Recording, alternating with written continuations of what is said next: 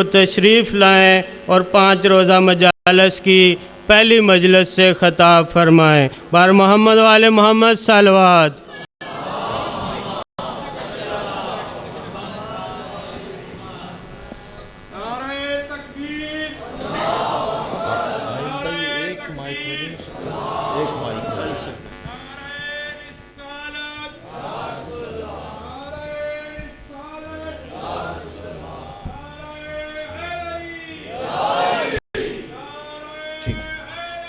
اعوذ باللہ من الشیطان الرجیم، بسم اللہ الرحمن الرحیم۔ الحمد للہ الذی لا یبلغ مدحتہ القائلون ولا یحصی نعماءہ العادون ولا یعدی حقہ المجتہدون، الذی لیس لصفتہ حد محدود ولا نعت موجود ولا وقت معدود ولا اجل ممدود، فطر الخلائق بقدرتہ ونشر الریاح برحمتہ، الصلاة والسلام علی الرسول المسدد المصطفى الامجد المحمود الاحمد، سیدنا و مولانا و مولا الکونین جد الحسن والحسین عانی ابو القاسم محمد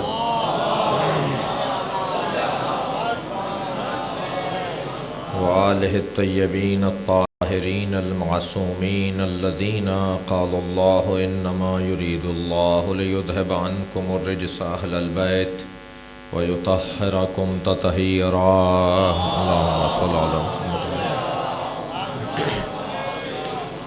ولعنت اللہ علی اعدائہم اجمعین من یوم عداوتہم الی قیام یوم الدین، اما بعد فقد قال الحکیم فی قرآن الکریم، بسم اللہ الرحمن الرحیم، لقد جاءکم رسول من انفسکم عزیز علیہ ما عنتم حریص علیکم بالمؤمنین رؤوف الرحیم، صلوات۔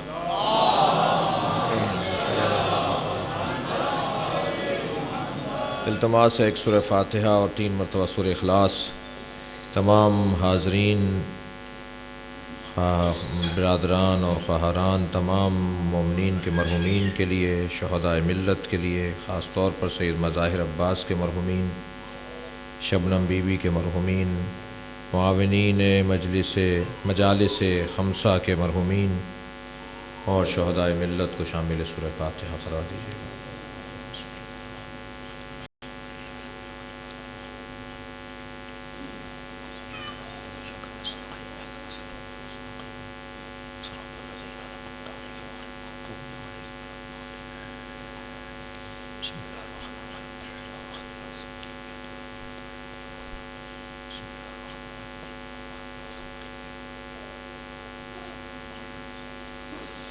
سورہ مبارکہ توبہ کی آیہ کریمہ ہے۔ گرین ٹاؤن میں خمسے کے درمیان ہم نے ایک وعدہ کیا تھا، اور وہ یہ کہ ٹاؤن شپ کے اس خمسے میں مجالس کا عنوان سیرت مصطفیٰ ہوگا۔ اس خمسے کے اختتام پر 2 تابوتوں کی بھی زیارت ہے، ایک اللہ کے رسول کے تابوت کی زیارت ہے، ایک رسول کے تابوت کی زیارت ہے۔ توجہ کر رہے ہیں آپ؟ لہٰذا اس عنوان سے گفتگو کا آج پہلا حصہ ہے، اور میرے بھائی نے بھی میری جانب سے آپ سے کہہ دیا کہ تاخیر ہوئی ہے، اور تاخیر کیسا عنوان ہے کہ جو ارادوں کے ٹوٹنے سے، رب کو پہچاننے سے وابستہ ہے۔ یہ پاکستان ایئر لائن کا شکریہ کہ اس نے کم سے کم پہنچا دیا، ورنہ اگر وہ نہ پہنچاتی تب بھی ہم کچھ نہیں کر سکتے تھے۔ انشاءاللہ کل سے گفتگو اپنے وقت پر ہوگی، اور آج تمہیدی بیان میں اس انداز سے شروع کروں کہ لقد جاءکم رسول من انفسکم۔ ترجمے سے پہلے ایک جملہ اور کہہ دوں کہ آپ اپنے اہل سنت دوستوں کو بھی مجلس میں لائیے، جو آپ کے سنی دوست ہوں، تاکہ وہ اس ممبر سے بھی سیرت مصطفیٰ سنیں۔ صاحب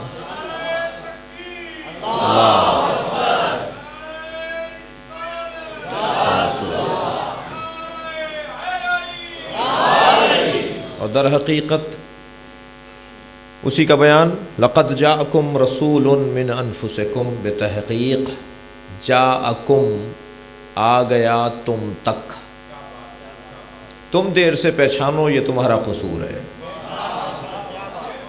توجہ ہے؟ تم 40 سال کے بعد پہچانو تو یہ تمہاری کمزوری ہے۔ صلوات بھیجے محمد و آل محمد۔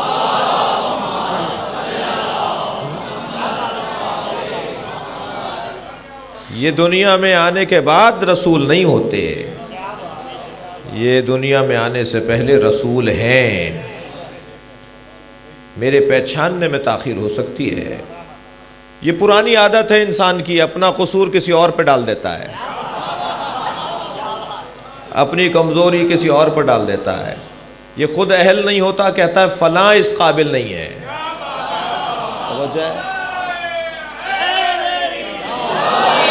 بھائی تم نہیں پہچان پائے، یہ تو تمہارے درمیان 40 برس سے تھے جی۔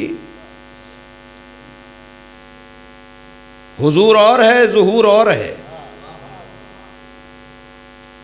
ظہور اور حضور میں فرق ہے۔ ہم امام حاضر کو مانتے ہیں، امام ظاہر کے قائل نہیں ہیں۔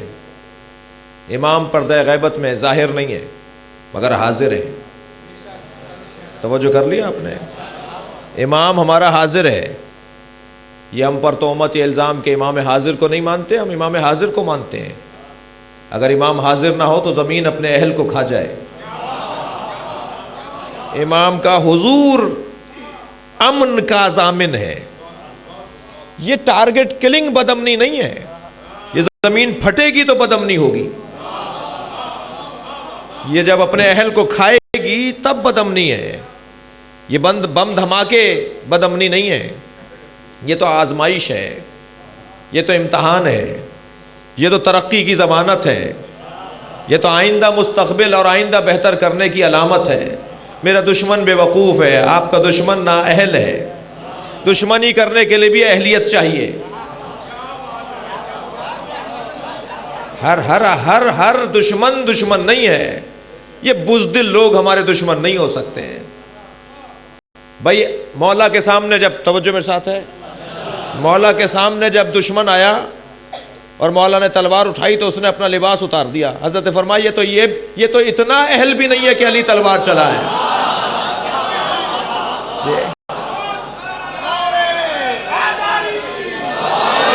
اب اگر علی کے چاہنے والوں سے دشمنی کرنی ہے تو کردار کا لباس پہن کر آؤ، بدعنوانیوں کا، گندگی کا ڈھیر۔ توجہ ہے؟ سیرت مصطفیٰ پہ بات کرنی ہے۔ سنی شیعہ کا کوئی مسئلہ نہیں ہے پاکستان میں، پاکستان میں دہشت گردی کا مسئلہ ہے، فرقہ واریت اور ہے، دہشت گردی اور ہے، یہ دو علیحدہ چیزیں ہیں۔ فرقہ واریت علیحدہ چیز ہے، دہشت گردی علیحدہ چیز ہے۔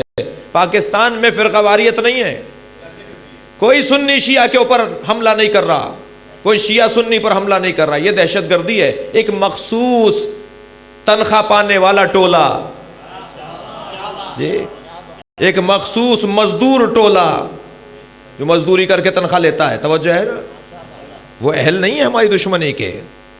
لہذا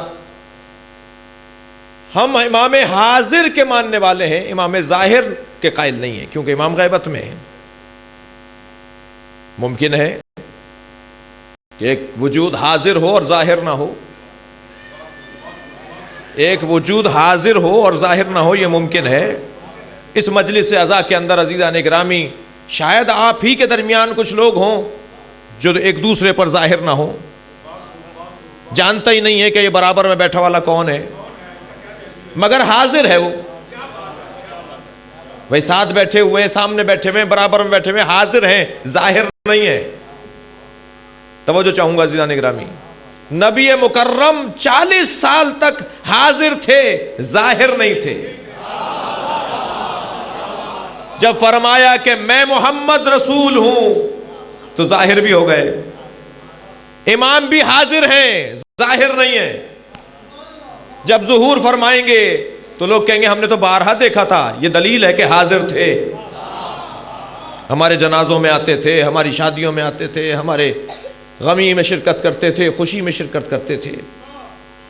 جاءکم، لقد جاءکم، بے تحقیق آ گیا تم تک.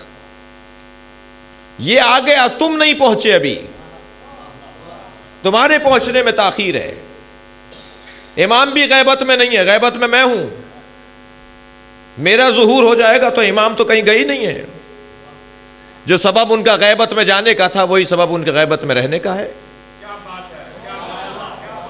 بھئی جس وجہ سے وہ غیبت میں گئے تھے اسی وجہ سے وہ غیبت میں ہیں. اب غیبت میں بھجوانے کا کوئی اور اگر ذمہ دار تھا تو غیبت میں رکھنے کا ذمہ دار تو شاید کوئی اور ہو سکتا ہے. توجہ ہے نا، میں بہت محتاط بول رہا ہوں. لہٰذا امام غیبت میں جس وجہ سے گئے وہ کیا تھا؟ آمادگی نہیں ہے، اہلیت نہیں ہے، صلاحیت نہیں ہے، اطاعت نہیں ہے، فرما برداری نہیں ہے. تو کون غیبت میں ہے؟ غیبت میں تو میں ہوں. ابھی میری انسانیت ظہور نہیں کر پائی. مجھے اللہ نے انسان بنایا ہے مگر انسانیت ظہور نہیں کر رہی. بس جب میری انسانیت ظہور کرے گی تو وہ انسانوں پر امام ہے، وہ کائنات پر امام ہے. اطاعت انسان کرتا ہے. لہذا میرے ظہور کی تاخیر ہے. میں کسی طرح سے ظہور کر جاؤں. بھائی کیا مطلب ہے میں ظہور کر جاؤں؟ مجھے جیسا بنایا گیا تھا ویسا ہوں نہیں. جب ایسا ہو جاؤں جیسا بنایا گیا تو میرا ظہور ہو جائے گا. مجھے اللہ نے انسان بنایا ہے. جب اللہ نے انسان بنایا تو انسانی تقاضے مکمل ہیں. اگر انسانی تقاضے مکمل ہیں تو سمجھیں کہ ظہور ہو گیا. لہٰذا امام کے ظہور کی بھی قسمیں ہیں. ظہور اولا ہے، ظہور صغرا ہے، ظہور کبرا ہے، ظہور اخرا ہے. 363 پر تو ظہور ہو چکا نا. اس کا مطلب ظہور صغرا ہو چکا. اب میں اس میں سے نہیں ہوں اس لیے مجھے نہیں پتا کہ کہاں ہے. لیکن جو اس حصے سے ہیں 363 میں سے ہیں جی، تو وہ تو جانتے ہیں کہ امام کا ظہور ہو چکا. قد جاءکم، بے تحقیق تم تک آ گیا، پہنچ گیا. تم ڈھونڈو، وہ پہنچا ہوا ہے. تم تلاش کرو، تمہیں معرفت حاصل کرنی ہے، وہ تمہارے درمیان ہی بیٹھا ہے. توجہ ہے حضرات کی؟ اہل نظر اور ہوتے ہیں، اہل بصر اور ہوتے ہیں. اہل نظر اور اہل بصر یہ دو وجود ہیں. ہم سے پوچھتے ہیں کہ صحابہ کی تعریف کیا ہے؟ ہم صحابہ کی تعریف قرآن سے بتاتے ہیں. ہمیں کوئی الجھنے کی ضرورت نہیں ہے. قرآن مجید اہل بصر کا تذکرہ بھی کر رہا ہے، اہل نظر کا تذکرہ بھی کر رہا ہے. بس جب اہل بصر اور اہل نظر میں فرق واضح ہو جائے تو طے ہو جائے گا دیکھنے والا صحابی نہیں ہوتا، پہچاننے والا صحابی ہوتا ہے. صلوات بھیجے محمد و آل محمد پر. جی بھائی آ چکا تم تک، پہچانو، یہ تمہارا کام ہے. تم ساتھ بیٹھ رہے ہو، ساتھ چل رہے ہو، تم پہچان ہی نہیں رہے کہ کس کے ساتھ رہ رہے ہو. قرآن مجید کہہ رہا ہے، یہ بہت واضح آیت ہے. کوئی بھی سوال کرے میرے بچوں سے کہ تم صحابہ اکرام کو نہیں مانتے کا؟ نہیں، ہم صحابہ اسے کہتے ہیں جو نبی کو پہچانتا تھا. نبی کو دیکھنے والے کو صحابہ نہیں کہا جاتا. میں بہت ساری مثالیں دے دوں گا مگر کیونکہ ہاضمہ کمزور ہے میرا نہیں، سننے والوں میں بہت سو کا. صلوات بھیجے محمد و آل محمد پر.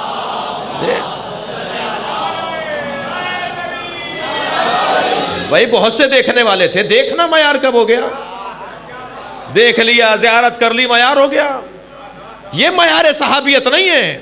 قرآن کہہ رہا ہے تراہم، آیت غور کریں، تراہم، اے میرے نبی تم نے انہیں نہیں دیکھا. تراہم ینظرون الیک وہم لا یبصرون، اے میرے حبیب تم نے ان لوگوں کو نہیں دیکھا جو تمہیں دیکھتے ہیں پہچانتے نہیں ہیں. صلوات بھیجے محمد و آل محمد پر.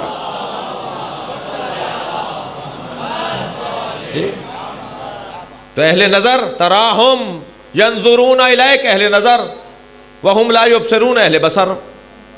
اہل نظر اور ہیں، اہل بصر اور ہیں. اللہ فیصلہ کر رہا ہے میرے نبی جو تمہیں پہچانتے ہیں وہ تمہارے ہیں، جو تمہیں دیکھ لیتے ہیں وہ تمہارے ہونا کوئی دلیل نہیں ہے. ساتھ ہیں، دیکھ رہے ہیں، نبی کو پہچان ہی نہیں رہے. ایک دن مدینے کے بچوں نے، اہل نظر اور اہل بصر، مدینے کے بچوں نے سرکار کو گھیر لیا، دائرہ بنا کے کھڑے ہو گئے، ہم نہیں جانے دیں گے آپ کو. حضرت نے اپنی جیب سے اخروٹ نکالے، بچوں میں بانٹنا شروع کر دیے. بچوں نے چھوڑ دیا، حضرت کو جانے دیا. حضرت نے فرمایا دیکھا یوسف کی قیمت کیا تھی، میری قیمت یہ ہے. بھائی جو نبی کی قیمت لگا دے وہ اہل نظر تو ہو سکتا ہے، اہل بصر نہیں ہو سکتا. صلوات بھیجے محمد و آل محمد پر. جی لقد جاءکم، آ گیا تم تک، تمہیں پہچاننا ہے، تمہیں دیکھنا ہے. اور تم پہچان جب پاؤ گے کہ جب تم انسان ہوگے، تمہاری دید انسانوں والی ہوگی. تم بظاہر انسان ہو اور حقیقت میں حیوان ہو تو نہیں پہچان پاؤ گے. البتہ جانوروں پر بھی جب یہ ہستیاں چاہتے تھے، ارادہ کرتے تھے تو جانور بھی انہیں پہچان لیتے تھے. لیکن جانور پابند نہیں تھا انہیں پہچاننے کا. جانور انہیں پہچاننے کا پابند نہیں تھا. جب یہ چاہتے تھے پہچان بھی لیتا تھا جانور. جس کی موٹی مثال یہ ہے کہ کربلا میں جب امام حسین پسر سعد سے گفتگو فرما رہے ہیں تو شور شرابہ اس لشکر کا، دشمن کے لشکر کی آوازیں، لوگوں کے بولنے کی باتوں کی آوازیں، اونٹ اور جانوروں کے بولنے کی آوازیں، کربلا کا میدان گونج رہا تھا. حضرت نے فرمایا پسر سعد میری آواز تم تک، تمہاری آواز مجھ تک نہیں آ رہی، انہیں خاموش کرواؤ. اس نے آواز لگائی کہ سب خاموش ہو جائیں. کچھ دیر کے بعد سب خاموش ہو گئے مگر اونٹ بول رہے تھے، چل رہے تھے، گھوڑے ہنہنا رہے تھے، جانوروں کا شور آ رہا تھا. امام نے فرمایا خاموش کرواؤ. کہنے لگا حسین میری حکومت انسانوں پر ہے، حیوانوں پر نہیں ہے. اللہم صلی علی محمد. میں ایک جملہ کہہ دوں آپ کی سماعتوں کے لیے. پسر سعد تو بے وقوفی کا شکار ہے. تو یہ کہہ رہا ہے کہ میری حکومت انسانوں پر ہے، جانوروں پر نہیں ہے. تیری حکومت جانوروں پر ہے. انسان جو حسین کو چھوڑ کر چلا جائے وہ انسان کہاں رہا بھائی؟ جو یزیدی خیمے میں چلا جائے وہ انسان کب رہا؟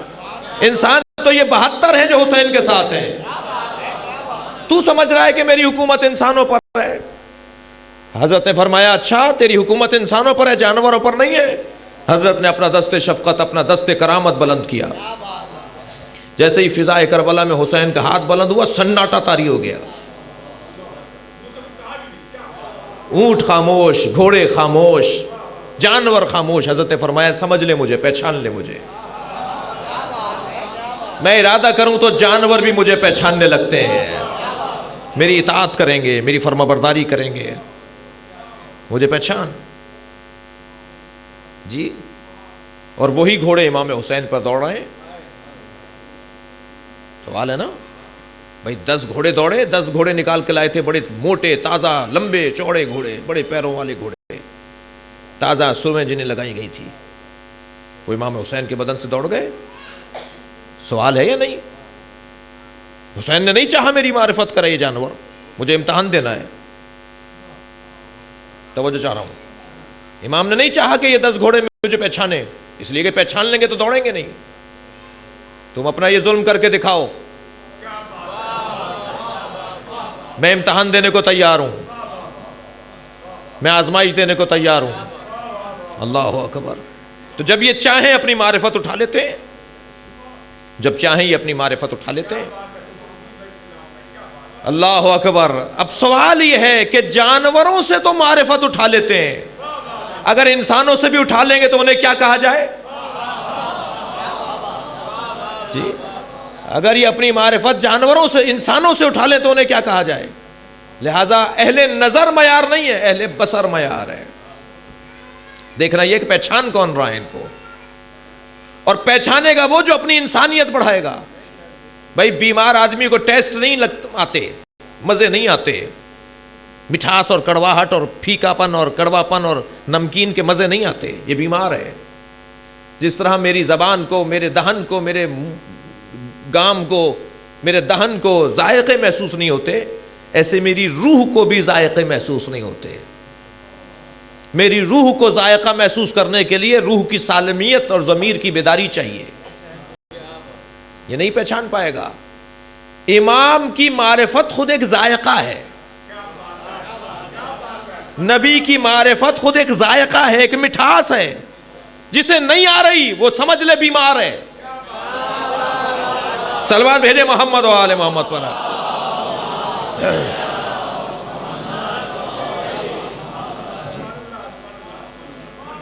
انسانیت کی کمی ہے، یا اپنے آپ کو انسان نہیں بنا پا رہا۔ اللہ نے تو بنا دیا تھا اسے۔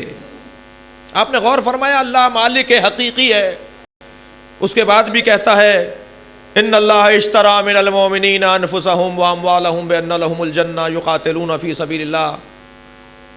اللہ مومنین سے ان کی جانوں کو، ان کے مال کو خریدتا ہے۔ یا اللہ ان کی جان ان کی کب ہے؟ تو نہیں دی ہے،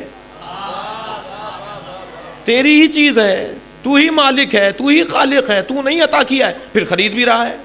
ذرا غور تو فرمائے، میری چیز نہ ہو اور مجھ سے کوئی کہے، یعنی اسی کی چیز ہو اور وہی کہے مجھے بیچ دو، بھائی یہ تو آپ کی ویسی چیز ہے، مجھ سے کیوں خرید رہے ہیں آپ؟ توجہ ہے نا؟ میری جان، میرا مال کیا میرا ہے؟ میرا ہے تو ذرا میں اس کے اوپر حکم تو چلا کر دکھاؤں۔ یہ جو میرے کپڑے ہیں اس پر حکم چلاؤں کہ یہ پانی بن جائے؟ میری جیب میں رومال ہے، اس کے اوپر حکم چلاؤں کہ یہ جی فرض کریں کہ لکڑی بن جائے، جو میں چاہوں وہ بن جائے؟ کہاں حکومت چل رہی ہے میری بھائی؟ یہ تو بے جان میری چیزیں میری بات نہیں مان رہی، تو میری جو جاندار چیزیں وہ کب مانیں گی؟ آنکھ کو حکم دے کر دکھاؤں کہ آج کے بعد سے یہ دیکھنا بند کر دے؟ جی میں آئندہ خود اختیار استعمال کروں کہ آئندہ جو ہے وہ مثال طور پہ میں ایک پیر پہ چلوں گا، اپنے بدن پہ تصرف تو کر کے دکھاؤں۔ میں اگر مالک ہوتا تو میں اپنی چیزوں پر حکم چلاتا اور میری چیزیں میری بات مانتی۔ میں مالک کب ہوں؟ یہ کیسی ملکیت ہے؟ مملوک ماننے کو تیار نہیں ہے، ملکیت تسلیم کرنے کو تیار نہیں ہے، تو ہماری چیزیں کہاں ہیں؟ یہ ہماری چیزیں تو نہیں ہیں، یہ جس نے دی ہے اس کی چیز ہے، دی بھی اسی نے، خرید بھی وہی رہا ہے۔ اللہ اکبر، کیا فلسفہ اس کے پیچھے؟ اس کی تفسیر کے اندر عرفا تفسیر کرتے ہوئے کہتے ہیں کہ انسان جب دنیا میں چلا جاتا ہے تو بھول جاتا ہے کہ کس کا ہے۔ صلوات بھیجے محمد و آل محمد پر۔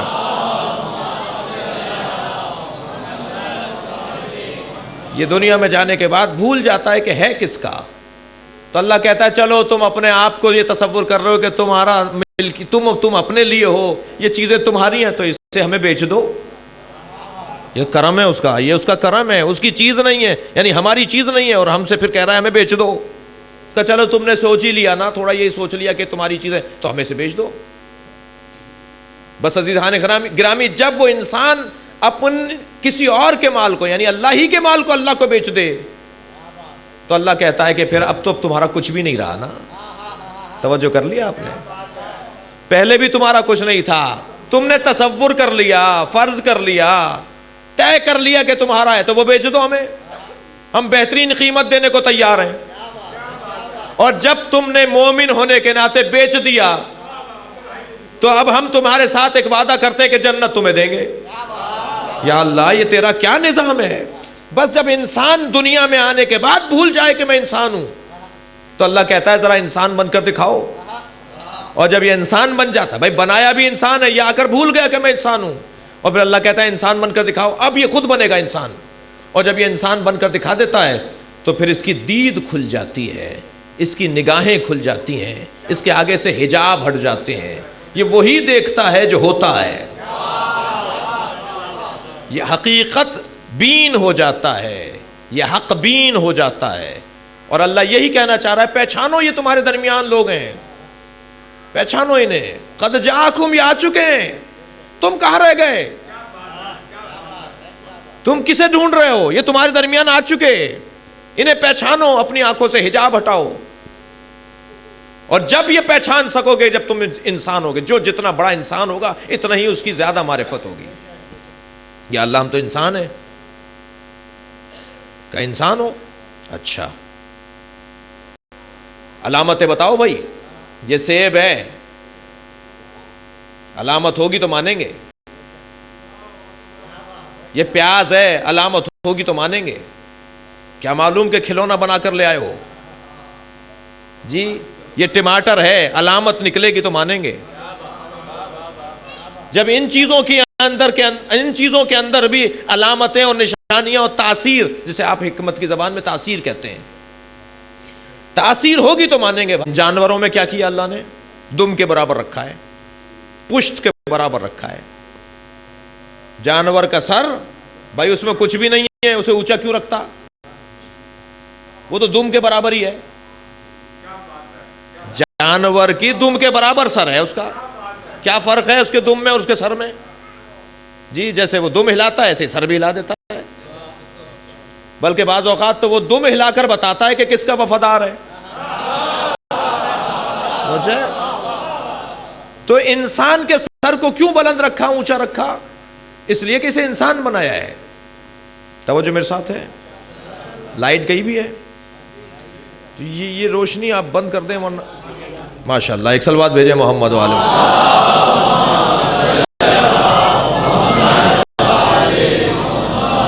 اس سے اونچی صلوات دیا کریں.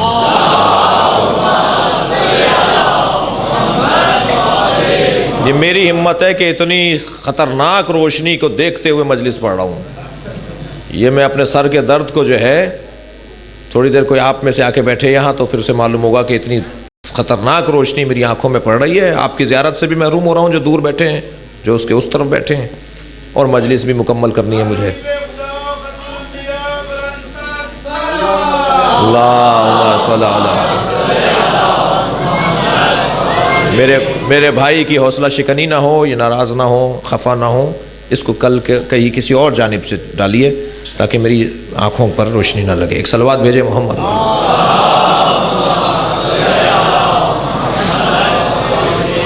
اس سے اونچی صلوات.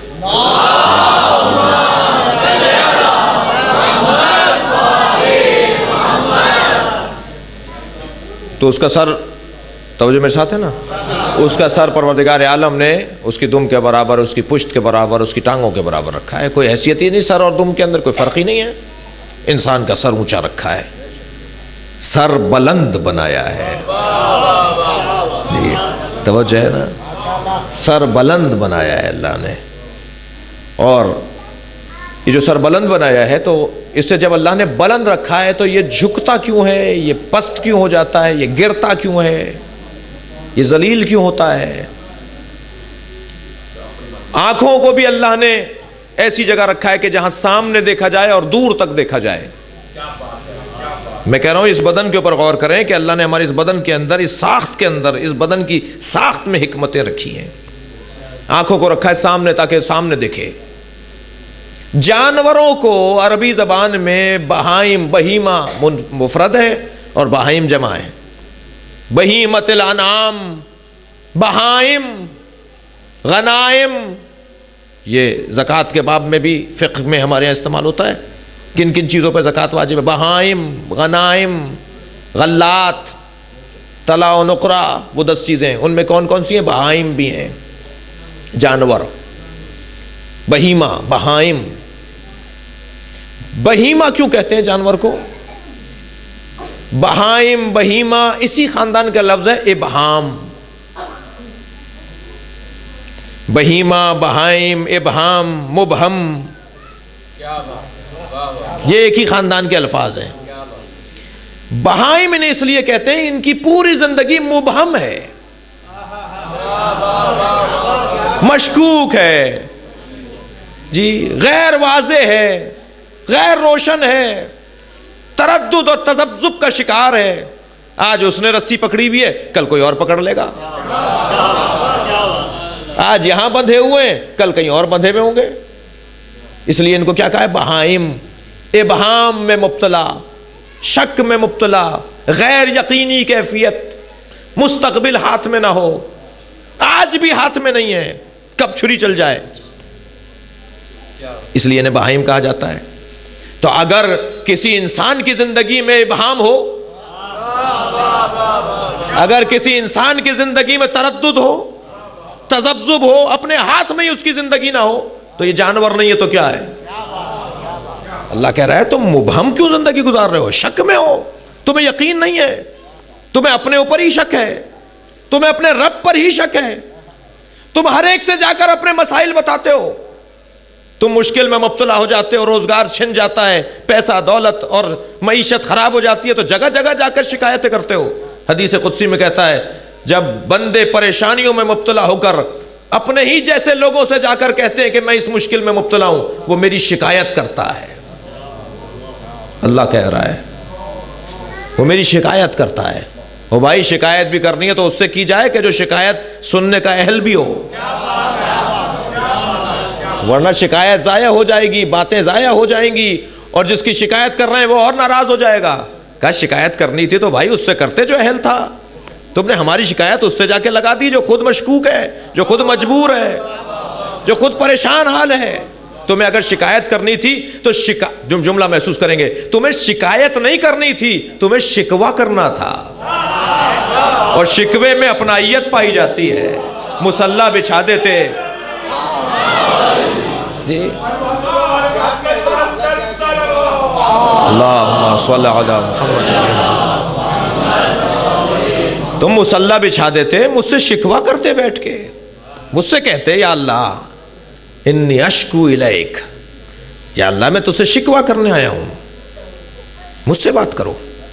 تو جانور ضروری نہیں ہے کہ جس کے 4 ہاتھ پیر ہیں، جس کے 4 پیر ہیں وہی جانور ہو، چوپایا 4 پیروں والا ہی جانور ہے، نہیں 2 پیروں والا بھی جانور ہے، 2 پیروں والا بھی جانور ہے۔ اللہ نے اسے انسان بنایا ہے، جانور ہو گیا۔ اللہ کہتا ہے اب میں اسے جانور بھی نہیں بولوں گا، جانور سے پست ہے یہ۔ قرآن کہتا ہے انہم اولئک کالانعام بل ہم اضل، یہ جانور ہیں اس سے بھی پستر ہیں، اس لیے کہ میں نے اسے انسان بنایا۔ جانور کب بنایا جو اسے جانور کہہ دوں؟ یہ تو جانور اس سے بھی پستر ہے۔ کون پہچان سکے گا؟ جو انسان ہوگا، اور انسانیت جتنی بڑھتی چلی جائے گی اتنی معرفت ہوتی چلی جائے گی، اتنی پہچان بڑھتی چلی جائے گی، اتنا قرب بڑھتا چلا جائے گا۔ نبی کے زمانے میں بھی، خدا امہ کے زمانے میں بھی بڑی تعداد میں لوگ تھے جو دیکھتے تھے پہچانتے نہیں تھے۔ ابو بصیر سب نہیں تھے، سلمان سارے نہیں تھے، مقداد سارے نہیں تھے، بہت سارے لوگ تھے، چھوڑ کر چلے جاتے تھے، پھر کچھ احساس ہوتا تھا پلٹ کر آ جاتے تھے۔ جی جیسے نمازیں گنڈے دار پڑھی جاتی ہیں، ایسے اہل بیت کی محبت بھی گنڈے دار ہوتی تھی۔ 2 دن نماز پڑھی، 2 دن چھوڑ دی، تو اس نماز کو کیا کہتے ہیں ہمارے بزرگ؟ کہتے ہیں گنڈے دار نماز۔ جب دل میں آیا نماز پڑھ لی، جب دل میں آیا بھول گئے۔ ایسے ائمہ کو بھی دیکھنے والے اسی طرح کے ہوتے تھے، جب چاہا اطاعت کر لی، جب چاہا مخالفت کر دی۔ جی لیکن نہیں عزیزان گرامی، جتنی انسانیت بڑھتی چلی جائے گی اتنا ہی قرب بڑھتا چلا جائے گا۔ جملہ تھوڑا سا سخت ضرور ہے مگر توجہ کیجئے گا، حتیٰ محمد حنفیہ علیہ السلام سے زیادہ معرفت حضرت مالک اشتر کی تھی۔ بیٹا ہے مولا کا، کم وجود نہیں ہے۔ ایک مرحلہ ایسا ضرور آیا تھا کہ جب محمد حنفیہ نے شک کا اظہار کیا، مالک نے روکا، خبردار امام پر شک نہیں کرتے۔ صلوات بھیجے محمد والے محمد۔ جی کیفیت، جی یہ کیفیت ضروری نہیں ہے کہ رشتہ دار ہوگا تو سارا ہوگا، پورا ہوگا، مکمل ہوگا، بیٹا ہوگا تو سب کچھ ہوگا، نہیں، یہ انسانیت کا مسئلہ ہے۔ البتہ ہماری نسبت تو ہم بہت پیچھے ہیں حضرت محمد، ہم تو سوچ بھی نہیں سکتے، لیکن بات بڑوں کی ہو رہی ہے، بات مثالوں کی ہو رہی ہے کہ ایسا بھی ہوتا ہے، ایسا بھی ممکن ہے۔ بڑا فرق ہے۔ بہت سارے لوگ تھے لیکن عزیزان گرامی اہل نظر اور تھے، اہل بصر اور تھے، اور اہل بصر بعض لوگوں کے اندر اہلیت نہیں ہوتی۔ میں اپنے جوانوں سے بچوں سے مخاطب ہوں کہ جب پاکستان کی سرزمین پر بھی بعض کام بعض لوگوں سے اچھے دکھائی نہیں دیے تو ہم ناراضگی کا اظہار کرتے ہیں، بعض شخصیات سے متعلق، بعض افراد سے متعلق، بعض قومی شخصیات سے متعلق ہمیں بات ان کی اچھی نہیں لگتی تو ہم ناراض ہوتے ہیں، فلاں نے فلاں یہ کیوں کر دیا جو نہیں کرنا چاہیے تھا۔ میں کہتا ہوں کہ سب سے ایک جیسی توقع نہ رکھی جائے، انہیں بھی موقع دیا جائے، ان پر بھی رحم کیا جائے۔ بھائی ہم نے زیادہ توقع کر لی تھی ان سے زیادہ توقع میں کرنی نہیں چاہیے۔ یہ جو چیزیں میں پہنے بیٹھا ہوں، یہ جو لباس میں پہنے بیٹھا ہوں، ہر لباس تو کردار کو نہیں لے کر آتا۔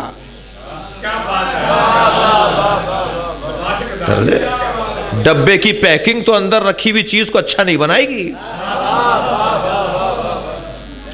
وہ تو اندر کا وجود ہے کہ جو بتائے گا کہ میں کیا ہوں۔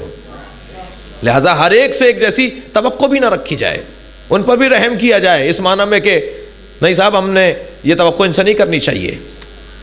اور ہمارا معاملہ تو عزیزان گرامی ویسے ہی، یعنی جس ماحول میں ہم رہتے ہیں وہاں مسلسل حملات ہیں، نفسانی حملات ہیں، تو بہت مشکل ہے۔ اس زمانے میں بھی ایسے ہی تھا۔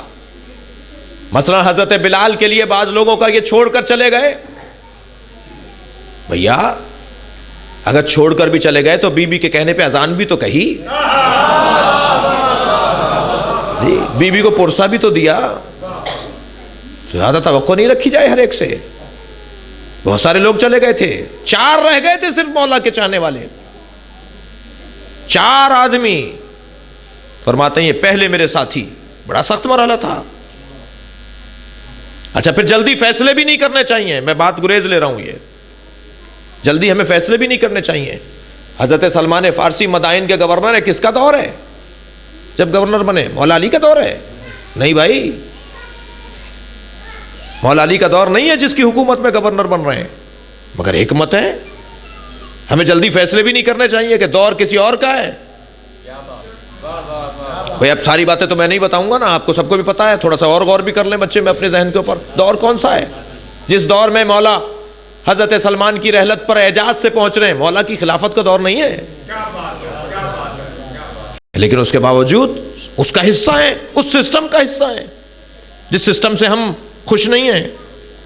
آج 1400 برس گزرنے کے بعد ہم اس دور میں ہوتے تو کیا فرائض بنتے ہمارے، ہم سے امام کیا چاہتے اور امام ہم سے کیا توقع کرتے، وہ اس دور میں ہوتے تو معلوم ہوتا۔ لہٰذا اگر اس پہ ہی شک کرنا شروع کر دیں کہ سلمان اور اس سسٹم کا حصہ، ادھر سلمان 10ویں درجے پر فائز ہیں، منا اہل البیت کے منزلت پر فائز ہیں، کسی میں دم ہے تو سوچے۔ لہٰذا بہت سارے معاملات تاریخ کے اندر ایسے آئے ہیں کہ ایک جانب تو یہ کہ پہچانے گا وہ جو سب سے بڑا انسان ہوگا، اور ایک جانب یہ کہ بعض معاملات ایسے دکھائی دیتے ہیں تو ہمیں فیصلہ کرتے ہوئے ذرا تجزیہ کرنا ہوگا، ماضی کی تاریخ کا، حالات کا، واقعات کا، کیا گزر رہا تھا اس دور میں، کیا معاملات تھے اس دور میں، اس کے بعد بہتر تجزیہ کر پائیں گے۔ اور تاریخ ہماری عزیزان گرامی معاف کیجئے گا صرف لذت ذہنی کا نام نہیں ہے، تاریخ عبرت کا نام ہے۔ ہم اس سے عبرت حاصل کریں، سبق حاصل کریں، درس لیں کہ ایسا ہوا تو اب اگر ایسا ہو جائے تو ہمیں کیا کرنا چاہیے۔ لہٰذا یہاں پر قد جاءکم، تم تک آ گیا، تم کہاں رہ گئے؟ بس بات کل آگے بڑھے گی۔ کربلا میں امام حسین کے جانے پر نہیں پوچھا جائے گا کہ امام کیوں گئے، جو نہیں گئے وہ بتائیں کیوں نہیں آئے۔ سب کا فریضہ ہے امر بالمعروف کرنا، سب کا فریضہ ہے ظالم کے خلاف اٹھنا، سب کا فریضہ ہے مظلوم کی حمایت کرنا۔ تم الٹا حسین سے پوچھ رہے ہو کہ کیوں گئے؟ تم بتاؤ کیوں نہیں گئے؟ ہاں آگے وہ بڑھے گا جو وارث ہوگا، پہل وہ کرے گا جو وارث ہوگا، مگر تم اگر پیچھے رہ گئے، گم ہو گئے، نہیں پہنچے تو سوال تو تم سے بھی ہوگا۔ زہیر خین تمہارے لیے تو بشارت ہے کہ تم میرے ساتھ ہو۔ کہنے لگے مولا میرا گھوڑا لے لیجئے۔ حضرت کو آگے بڑھ کے لگام پکڑانے لگے، بہت خوبصورت لمبا چوڑا گھوڑا تھا۔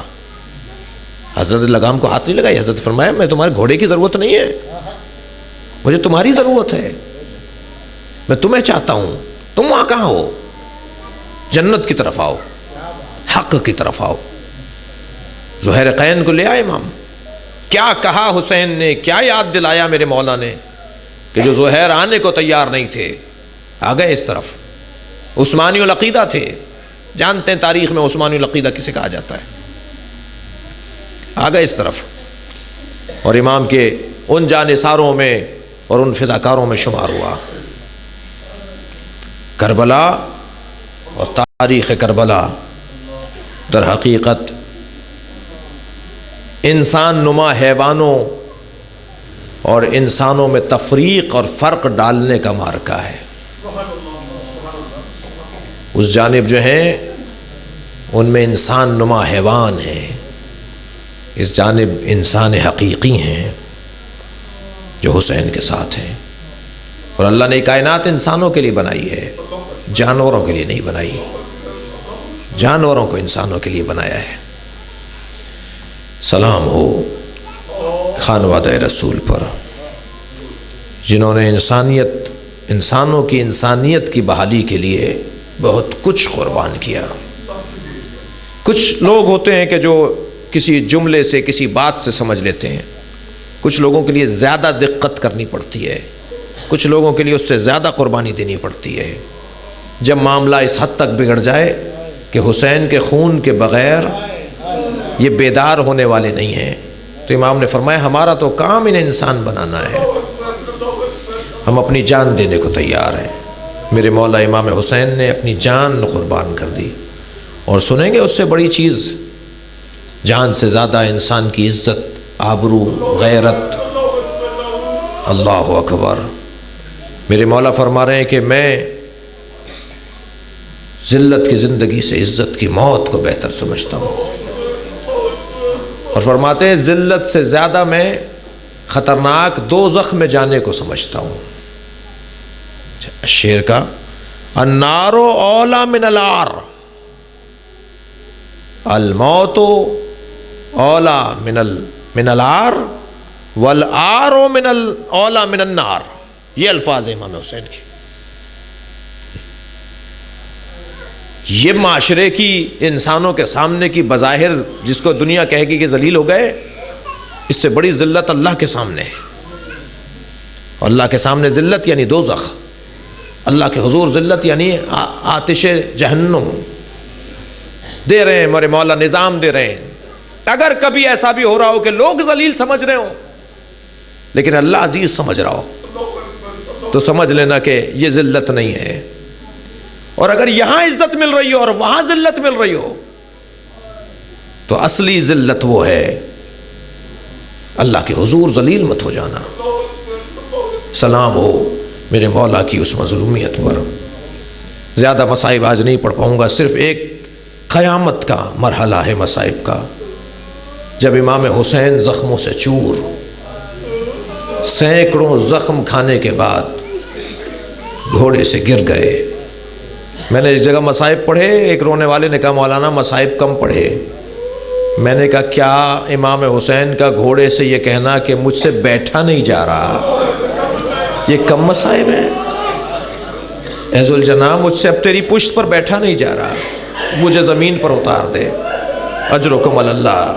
گھوڑے نے اپنے گھٹنے ٹیک دیے، امام حسین زمین پر آ گئے، لیکن سنیں گے عزادارو زین سے تو اتر گئے، زمین تک آنے میں دیر بہت لگی۔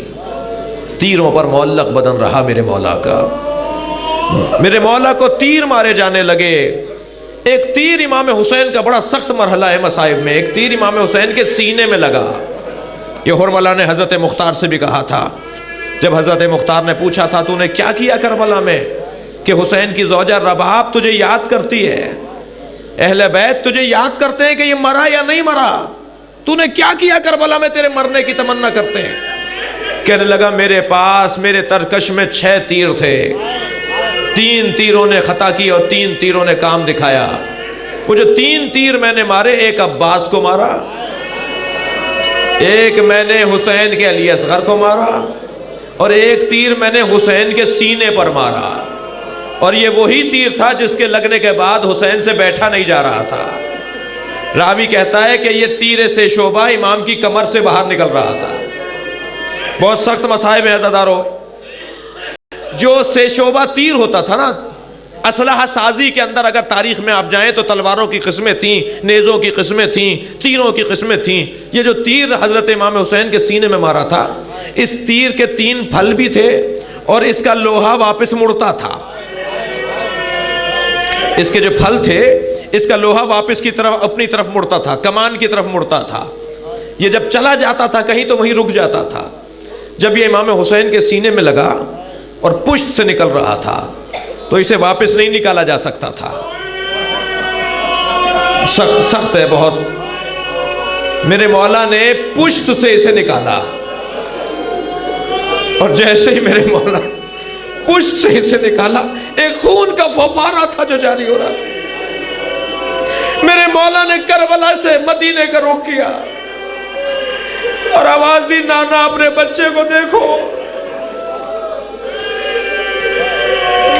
نانا اپنے حسین کو دیکھو. اور آواز دی، اے مدینے کی ہوا میرے سینے کو ٹھنڈک پہنچا. میرے سینے میں تیر لگا، امام سے بیٹھا نہیں جا رہا تھا اس تیر کے لگنے کے بعد.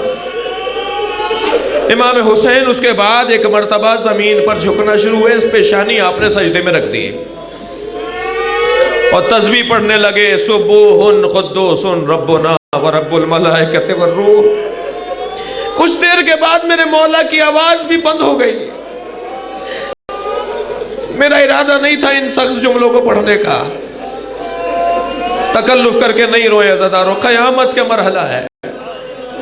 کچھ دیر کے بعد امام کی تسبیح کی آواز خاموش ہو گئی، امام کی آواز خاموش ہو گئی تو شمر خنجر لے کر آگے بڑھا. ان نانجیبوں میں، ان بد کرداروں میں ایک معمولی سی چنگاری کسی کے اندر انسانیت کی تھی. اس نے آواز دے کر کہا، مجمع میں سے، لشکریوں میں سے آواز دے کر ایک سپاہی نے کہا، شمر ذرا کچھ دیر رک جا، حسین کے بدن سے روح نکل جائے تب سر قلم کرنا. حسین کو تکلیف نہیں دو، حسین کا ابھی روح نکل جائے گی، اتنا خون نکل چکا ہے کہ حسین کی روح بدن سے نکلنے والی ہے. جب روح مفارقت کر جائے تو پھر سر قلم کر لینا. کچھ دیر کھڑا رہا، پھر امام کی تسبیح کی آواز آ گئی تو کہنے لگے کیسے طے کریں کہ حسین ابن علی کی روح باقی ہے. پھر آواز بند ہو گئی. کہا کیسے طے کریں کہ حسین کی روح ابھی بدن میں ہے یا نکل گئی ہے. تو ایک ظالم نے ایک جملہ کہا، میں ان جملوں کے لیے یہاں تک آپ کو لے کر آیا. ایک ظالم نے ایک جملہ کہا، ابھی میں کچھ کہوں گا، اگر حسین میں روح اور دم ہوا تو اٹھ کے بیٹھ جائیں گے. میں کہوں گا ظالم کیا کہنا چاہتا ہے، میرے مولا کو کیا تکلیف دینا چاہتا ہے. یہ جانچنے کے لیے کہ میرے مولا کے بدن مبارک میں ابھی روح باقی ہے، اس نے ایک جملہ کا آواز لگائی، حسین سجدہ کر رہے ہیں، فوجیوں نے، سپاہیوں نے زینب کے خیمے پر حملہ کر دیا. بس یہ سننا تھا. امام نے کوہنیوں پر زور دیا اور اٹھ کے بیٹھ گئے. اپنا ہاتھ اٹھا کر کہا پہلے مجھ پر حملہ کرو، میری بہن کے خیمے کی طرف نہ جانا. جو حسین اس انداز سے اپنی بہن کے پردے کا خیال کرتا ہو، جب زینب کے سر سے چادر اتر رہی تھی اور آواز گونج رہی تھی، واہ حجابا واہ مصیبتا واہ مصیبتا الا لعنت اللہ علی قوم الظالمین فسیعلم الذین ظلموا ای منقلب ینقلبون. یا اللہ ہماری اس عبادت کو قبول فرما، ان رونے والوں کی توفیقات میں اضافہ فرما، ہم سے اس پرسے کو قبول فرما. یا اللہ امام زمانہ کے ظہور میں تعجیل فرما، قلب مبارک حضرت کو ہم سے راضی فرما. ربنا آتنا فی الدنیا حسنۃ وفی الآخرۃ حسنۃ وقنا عذاب النار. یا حسین یا حسین یا حسین.